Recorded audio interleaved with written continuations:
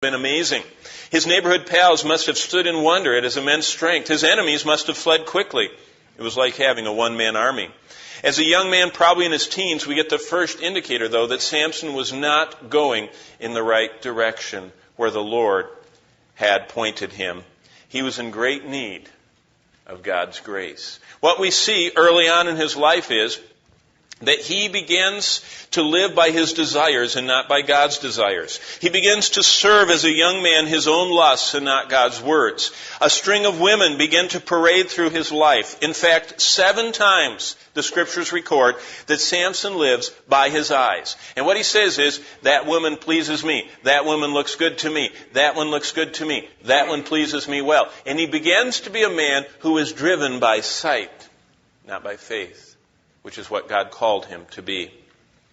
Samson 7 times was guided by the lust of his eyes when he saw a woman that pleased him. This was a dangerous choice each time, and the final deadliest woman was Delilah. Her name has become synonymous with lust, deceit, betrayal, and ruin. She tries to find the secret of his strength, and for an enormous bribe, she finally wears him down. Samson knows it is his hair, and in a series of 3 lies, he slowly gives clues. I like the way the great 19th century preacher summarizes Samson's life. And this is what C.H. Spurgeon said. At last he falls into the hands of Delilah. She is bribed. She endeavors to get from him his secret, and he foolishly plays with his own destruction. At last he lets out the secret. His strength lay in his locks. Not that his hair made him strong, but that his hair was the symbol that he was consecrated. And it was the pledge of favor from God.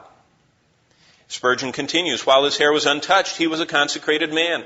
As soon as that was cut away, he was no longer consecrated. And then his strength departed from him. His hair is cut away. The Philistines begin to oppress him. His eyes are burned out with a hot iron. How the mighty one falls. And then he comes to the very city out of which he had walked in all of his pride, with the gates and bolts upon his shoulders. And the little children of that gateless city come out. And the lower orders of people come round about him and point at him and say, Samson, what a great hero, how he has fallen.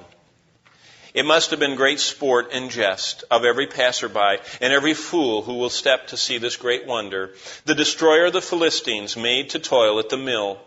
That he should lost his eyes was terrible.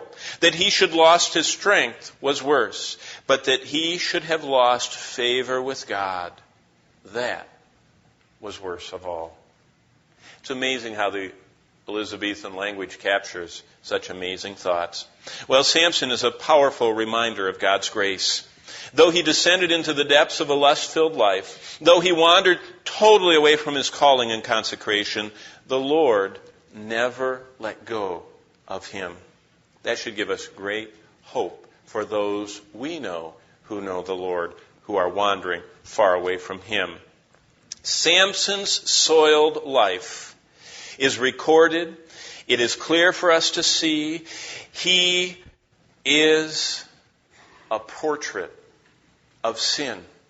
Sin, when we practice it, first of all, blinds us.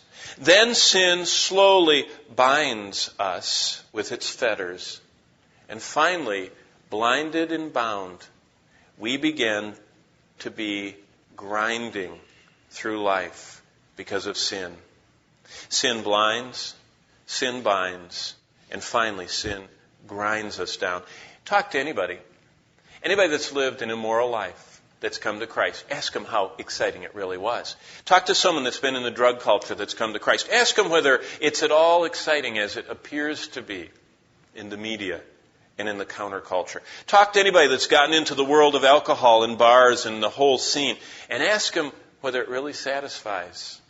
It doesn't.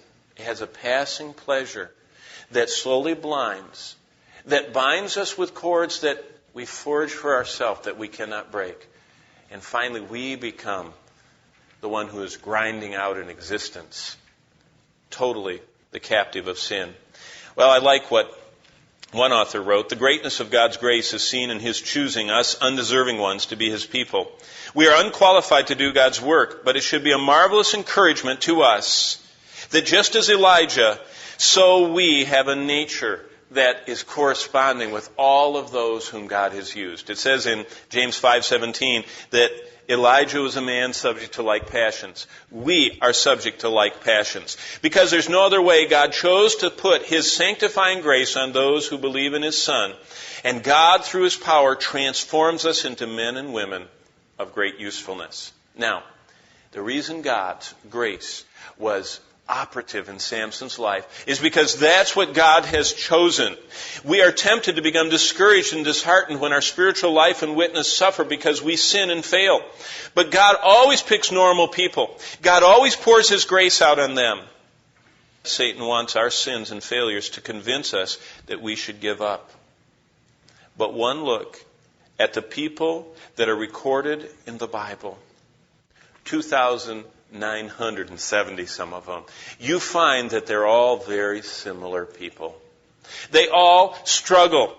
They all are weak individuals like us. But each of them that God used surrendered to the God whose power is perfected in our weakness. God always uses only weak and sinful people to use for His glory. That's what His choice is.